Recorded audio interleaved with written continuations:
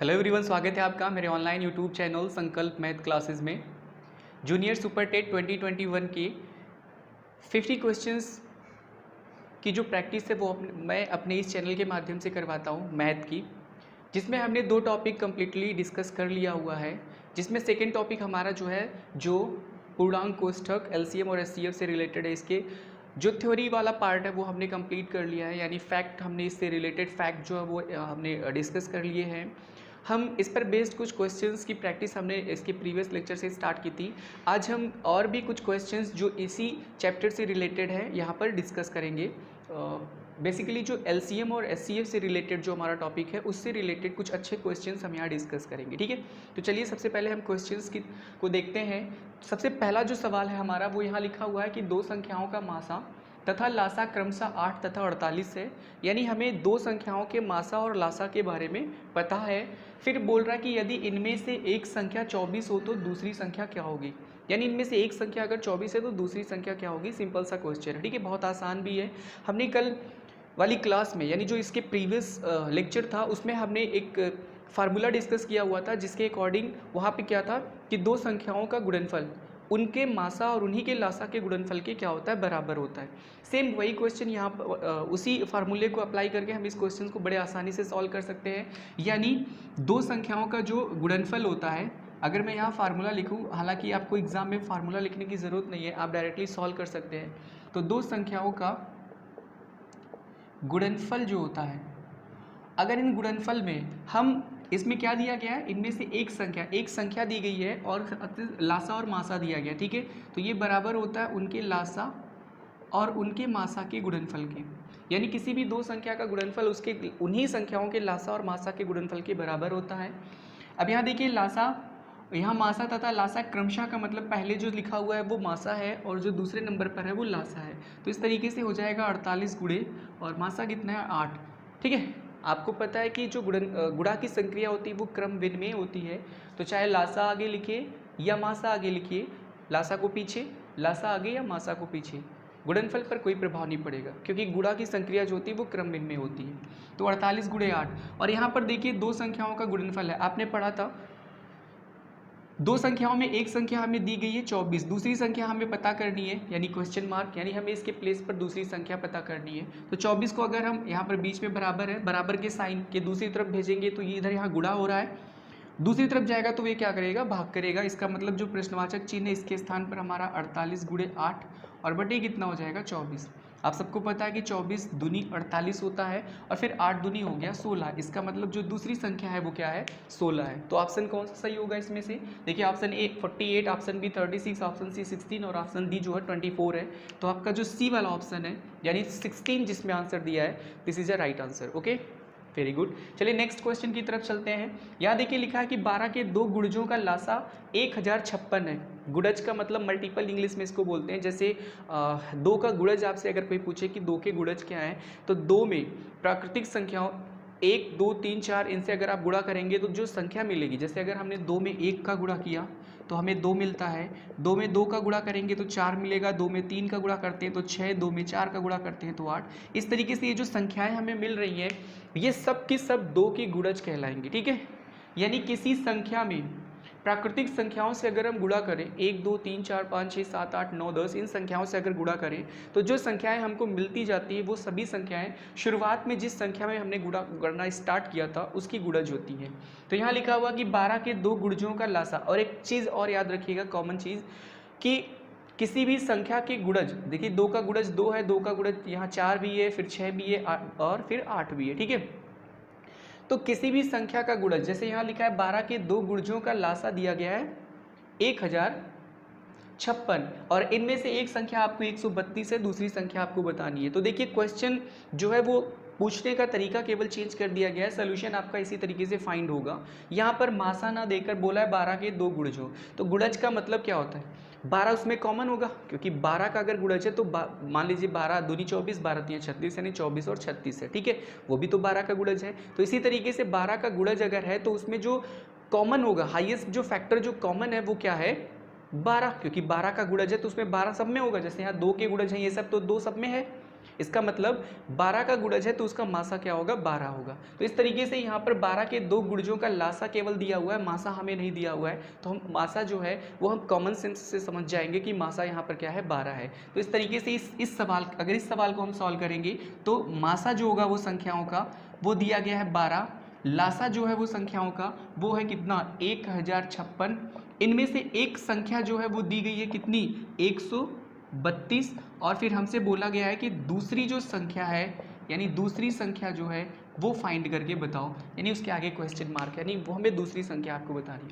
ठीक है, तो क्वेश्चन देखिए सेम टू सेम इसी फॉर्मूले से लगेगा, पर क्वेश्चन के पूछने का तरीका जो है वो बहुत ज़्यादा डिफरेंस है। ठीक है, तो ये सारी चीज़ें भी आपको सीखनी है, क्वेश्चंस के तरीके को आपको समझना है। ठीक है, तो इस तरीके से अगर हम इस फार्मूले में इस चीज़ को अप्लाई करें तो देखिए आंसर कितना आएगा, लासा और मासा का गुणनफल यानी 1056 और मासा हमारा है 12, और नीचे जो लिखा होता है उसमें से एक संख्या, यानी जो संख्या दी हुई है उससे हमें भाग करना होता है, तो दूसरी संख्या अपने आप निकल जाएगी, यानी 132, तो ये हमारा निकल जाएगा क्या, दूसरी संख्या। आई होप आपको चीज़ें समझ में आ रही।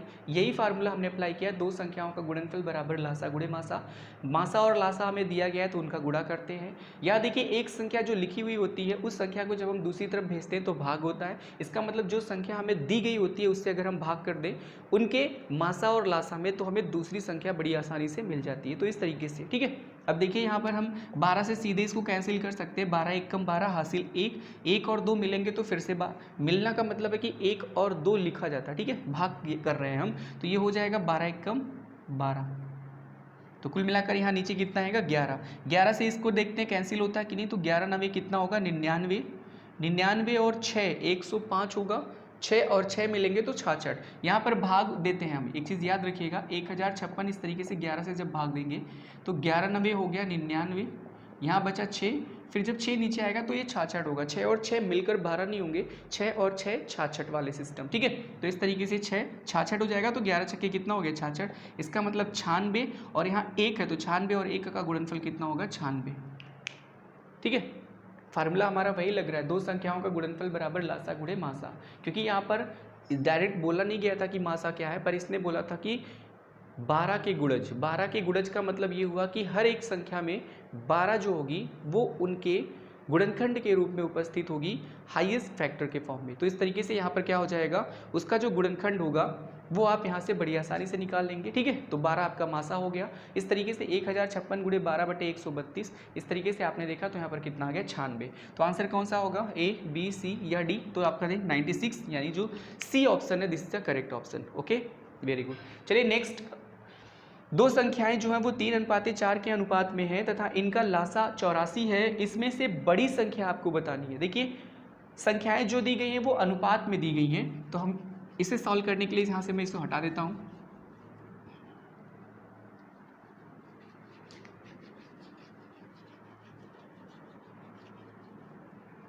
ठीक, तो चलिए यहाँ देखिए क्या लिखा है, दो संख्याएं 3 और 4 के अनुपात में है। तो अगर हम मान लें कि संख्याएं जो हैं जब भी इस तरीके से अनुपात के फॉर्म में होता है तो हम उसे क्या करते हैं, 3x और 4x ऐसे मान सकते हैं, क्योंकि जब हम इसका अनुपात लिखेंगे तो जो बराबर गुणनखंड है वो कैंसिल हो जाता है। ठीक है, तो 3x और 4x मान सकते हैं। फिर बोला इनका लासा, तो आप सबको पता है कि लासा निकालते हैं, अगर हम 3x का गुणनखंड लिखें तो हमें पता है कि 3 गुणे x होगा, और 4x का अगर गुणनखंड लिखें तो 4 गुणे x होगा। हमें पता है कि लासा क्या होता है, लासा जो होता है वो संख्याओं में उपस्थित जितनी भी गुणनखंड होते हैं उन सभी गुणनखंड की जो हाईएस्ट एक्सपोनेंट यानी पावर होती है, यानी घात होती है, उसका गुणनफल। तो सब में आपका 3 की घात 1, x की घात 1, 4 की घात 1, x की घात 1, तो गुणनफल जब आप निकालेंगे तो 3 गुणे 4 और गुणे x यही रहेगा। तो 4 तियाँ कितना हो गया, 12x, यानी लासा कितना आ गया, 12x।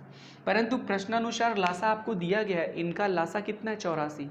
इसका मतलब जो लासा हमने यहाँ से संख्याओं को देख कर निकाला है वही लासा 84 के बराबर होगा, क्योंकि ये अकॉर्डिंग टू क्वेश्चन है। अब देखिए 12x बराबर हो गया 84, x और 12 का गुणा है तो 12 जब उस तरफ जाएगा तो हो जाएगा भाग।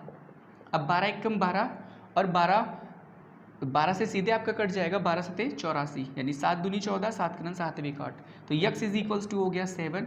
आपको केवल यक्स का मान निकला है, यहाँ बोला है सबसे बड़ी संख्या, उनमें से बड़ी संख्या, तो संख्या कैसे निकलेगी? संख्या देखिए, एक 3 यक्स है और एक क्या है 4 यक्स, इसका मतलब 3 और यक्स का गुणा, तो फिर 3 गुणे कितना, यक्स का मान है 7, तो 7 त्रिक हो गया 21, यानी एक संख्या कितनी है 21 है। दूसरी संख्या देखिए 4 गुणे 7, तो 7 चौक कितना हो गया 28। अब 21 और 28 में आप सबको पता है कि 28 जो है वो बड़ी संख्या है, इसका मतलब अगर इस सवाल की बात करें तो बड़ी संख्या आप हमको बतानी है, तो बताइए कौन सा ऑप्शन राइट होगा? C is the correct option, because C में आपका दिया हुआ 28। ठीक है, आई होप आपको चीज़ें समझ में आ रही है, वेरी गुड।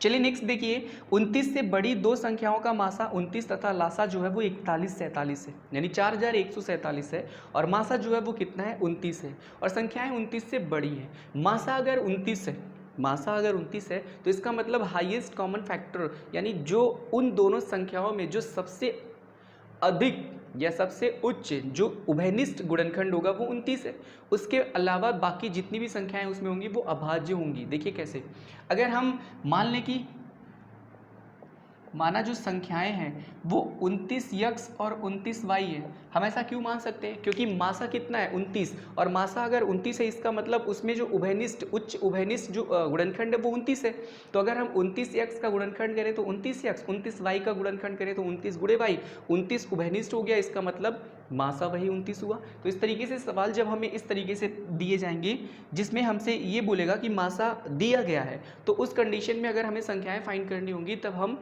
इस तरीके से एज्यूम कर सकते हैं कि माना संख्याएं जो है उनमें से एक 29 एक्स है और दूसरा जो है वो 29 वाई है। ठीक है, क्यों माना गया आई होप आपको समझ में आ रहा होगा, क्योंकि इसका मासा जो है, इन संख्याओं का मासा 29 है, और 29 अगर मासा है तो मासा का मतलब ही यही होता है कि दी गई संख्याओं में सबसे जो उच्च उभयनिष्ठ गुणनखंड होता है वही मासा होता है। तो इस तरीके से 29 आप देख सकते हैं एक अभाज्य संख्या है, इसका मतलब 29 अगर मासा है तो संख्याएं 29 की गुणज होंगी, इसको ऐसे भी समझ सकते हैं जैसे हमारा सेकंड क्वेश्चन था, 12 के गुणज को हम मासा मानते हैं, यानी जो संख्याएं गुणज के फॉर्म में होती है वो मासा। तो इसी तरीके से अगर ये 29 के फॉर्म में है मतलब मासा, तो फिर यहाँ पर ये 29 का गुणज होगा, यानी संख्याएं दोनों ही 29 की गुणज होंगी, तो एक 29 एक्स और दूसरा 29 वाई। अब आगे देखिए क्या लिखा है, लासा जो है वो 4147 है, तो लासा अभी अभी थोड़ी देर पहले आपने निकाला था। लासा इस तरीके से अगर कोई संख्या आपको दी गई है जैसे 3x 4x, तो लासा होता क्या है, इन संख्याओं का गुणनफल जो हमने माना है और उसमें जो यक्स है वो भी एक इंक्लूड हो जाता है। तो इस तरीके से अगर हम लासा यहाँ लिखें तो लासा हम डायरेक्ट यहाँ पर लिख सकते हैं क्या, 29 गुणे यक्स और गुणे कितना वाई, क्योंकि 29 यक्स का गुणनखंड जो होगा वो 29 यक्स गुणे यक्स होगा और 29 वाई का 29 गुणे वाई होगा। अगर हम इन दोनों संख्याओं में देखें तो लासा बराबर होता है जो संख्याएं गुणनखंड के रूप में सम्मिलित सभी संख्याओं की उच्चतम घात, तो उच्चतम घात यहाँ भी एक, यहाँ भी एक, यहाँ भी एक, यहाँ भी एक, 29 की घात एक उभयनिष्ठ मतलब गुणनखंड के फॉर्म में उपस्थित है, तो फिर 29 यक्स की घात एक भी, वाई की घात एक भी, तो 29 एक्स वाई। इस तरीके से लासा आपका 29 एक्स वाई हो जाएगा। परंतु लासा आपको सवाल में दिया हुआ है 3147, इसका मतलब ये जो चीज़ आपने निकाली है वो 3147 के क्या होगा, 4147 के क्या होगा बराबर, यानी 4147 के बराबर। यहाँ देखिए 29 एक्स वाई का गुणा हुआ है 29 को जब आप दूसरी तरफ भेजेंगे तो यहाँ से यक्स वाई केवल कितना निकल कर आएगा, 4147 बटे कितना 29। अगर हम 4147 को 29 से भाग दें तो देखिए 29 एकम 29, यहाँ पर 11 में से 9 गए 2, 3 में से 2 गए 1, यहाँ पर 4, फिर हमने 4 बार ले जाना है, 4 9 36 हासिल 3, फिर 4 दूनी 8 3 11, यहाँ से 14 में से 6 गए कितना आएगा 8, और फिर 7 यहाँ पर उतरेगा, ये कैंसिल हो जाएगा क्योंकि 1 में से 1 जाएगा 0, 1 में से 1 जाएगा 0। 87 29 तियाँ होता है 87, तो इस तरीके से हमारा ये कैंसिल हो गया, तो कुल मिलाकर कितना आ गया 143।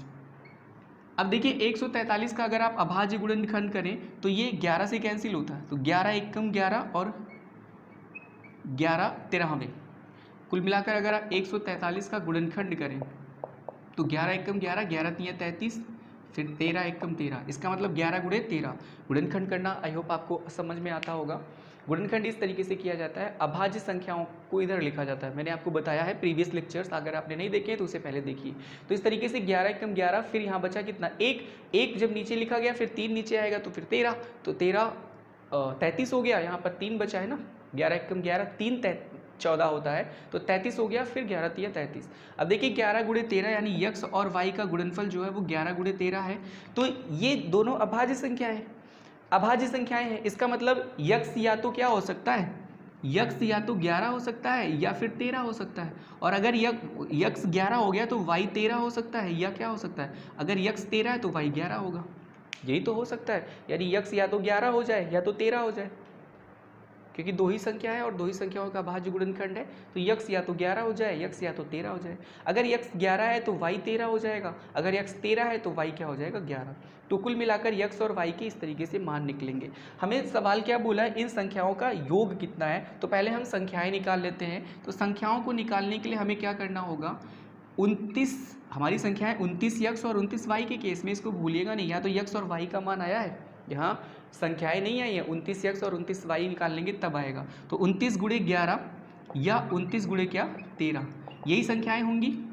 तो 11 नवे हो गया 99, फिर 11 दूनी 22 और 9 कितना 31, यानी 319। ठीक है, फिर यहाँ पर अगर गुणा करेंगे तो 29 और 13 का गुणनफल देख लीजिए कितना आएगा, 3 नवे 27 हासिल 2, 3 दूनी 6 2 8 यानी 87, फिर 1 नवा 9 और 1 दूनी 2, फिर 7 9 8 17 2 1 3 377। हमसे क्या बोला है कि इनका योग कितना होगा, इसका मतलब इन दोनों को जोड़ दीजिए। तो 9 7 16, 1 1 2, अब 1 3 हो जाएगा, फिर 3 3 कितना हो गया 6, यानी 600 कितना आ गया 36। ठीक है, ठीक, एक बार हम इसको चेक कर लेते हैं।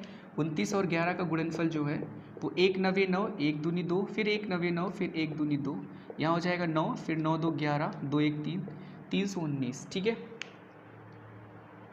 ठीक, और एक बार इसको चेक कर लेते हैं। 3 नवे 27 हासिल 2, 3 दूनी 6 2 8, 1 नवे 9, 1 दूनी 2, 7 9 8 17 2 1 3, 377 है ना कि 17 है।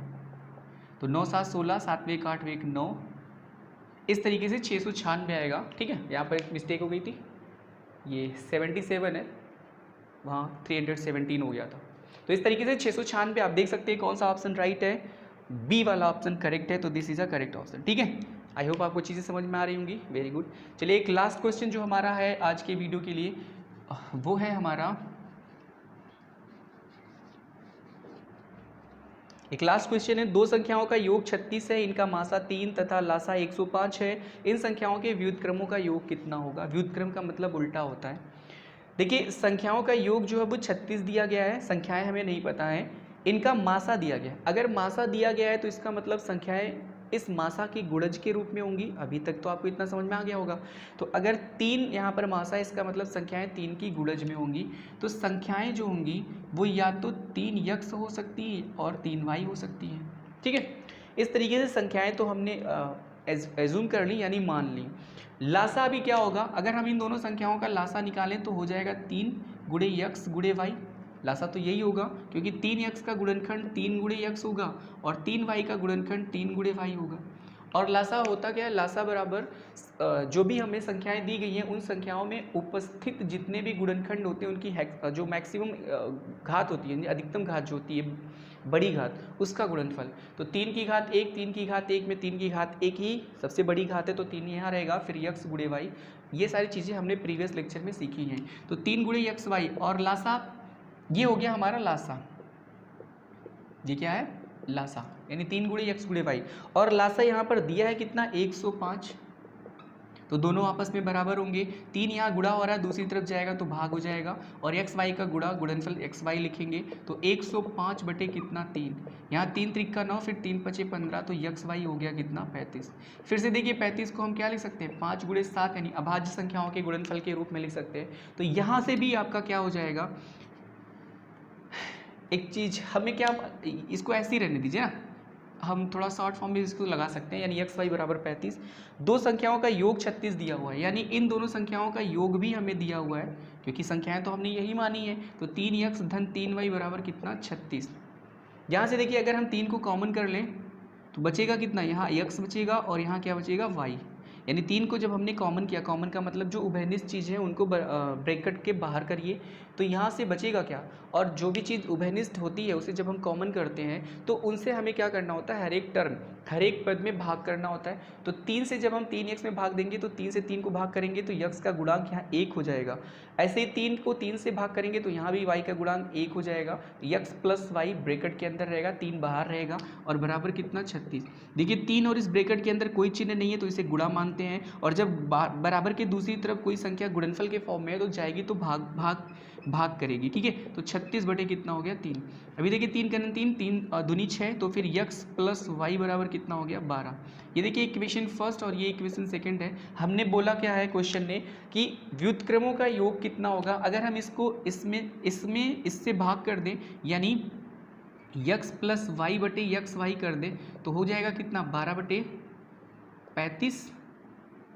और अगर हम इसे अलग अलग कर दें, क्योंकि भिन्नों में हमने सीखा है कि अगर a plus B by C तो हम इसे लिख सकते हैं a by C plus b by C, यानी हर अगर बराबर है तो अंश को सीधे जोड़ेंगे तो ये मिलेगा। और इस तरीके से अगर पहले से जुड़कर लिखा हुआ है तो इसे अलग अलग कर सकते हैं।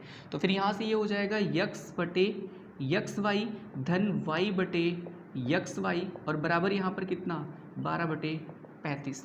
देखिए इस x से ये x कैंसिल हो जाएगा, क्योंकि बराबर अंश और हर से बराबर चीज़ें कैंसिल हो जाती हैं। यहाँ y से y कैंसिल हो जाएगा, तो यहाँ 1 बटे वाई और यहाँ 1 बटे एक्स और बराबर कितना 12 बटे 35। तो आप देख सकते हैं संख्या x और y इस रूप में जो हमने यहाँ संख्याएं फाइंड की हैं, ये 1 बटे वाई और 1 बटे एक्स है, जबकि संख्या क्या है 3x और 3y है। तो हम करते क्या है कि यहाँ 1 बटे 3 से गुणा कर दें। ठीक है, 1 बटे 3 से हम क्या कर सकते हैं, यहाँ गुणा कर सकते हैं। तो फिर क्या हो जाएगा, जब हम यहाँ पर 1 बटे 3 से गुणा करेंगे तो 1 बटे 3 इस तरीके से 1 बटे वाई धन 1 बटे एक्स, और दोनों तरफ हमारा गुणा होगा तो 1 बटे 3 गुणे 12 बटे कितना 35। अब देखिए यहाँ 3 एकम 3, 3 चौक के 12 कट जाएगा, और ये जो 3 अंश में तो अंश का गुणा होता है आप सबको पता है, और ये हर में चला जाएगा। इसका मतलब 1 बटे 3 वाई और 1 बटे 3 एक्स, मतलब एक तो पूरा वैसे ही रहेगा। ये जो हर में लिखा हुआ है 3 तो यहाँ भी चला जाएगा, यहाँ भी चला जाएगा, और बराबर 4 बटे कितना आ जाएगा 35। तो इस तरीके से आपका जो आंसर आएगा वो 4 बटे कितना आ जाएगा 35। तो इसमें से कौन सा ऑप्शन सही है, सी, यानी 4 बटे 35 ये वाला ऑप्शन क्या हो गया, सही हो गया। ठीक है, this is the right answer. ठीक, यहाँ से भी आप इसे कर सकते थे अगर ये आपको लेंदी लग रहा है प्रोसेस। तो देखिए यहाँ पर एक्स वाई का अभाज्य गुणनखंड अगर आप करेंगे तो 5 गुणे कितना 7। अब यक्स या तो 5 होगा या फिर क्या होगा 7 होगा, और अगर यक्स 5 है तो वाई 7 हो जाएगा, और यक्स अगर 7 है तो वाई 5 हो जाएगा। यहाँ से अगर आप संख्या निकालो तो संख्याएं क्या आएंगी, संख्याएं आपकी आएंगी 3x, अगर x बराबर 5 है तो 3 × 5 = 15, और y बराबर 7 है तो 3 × 7 = 21, यानी 15 और 21। ठीक है, ये संख्याएं आएंगी, और 15 और 21 को अगर आप इसका व्युत्क्रम करके जोड़ो, यानी 1 बटे 15 धन 1 बटे 21, इसे आप अगर आप जोड़ते हैं तो देखिए कितना आएगा 15 और 21 का लासा, 15 और 21 का लासा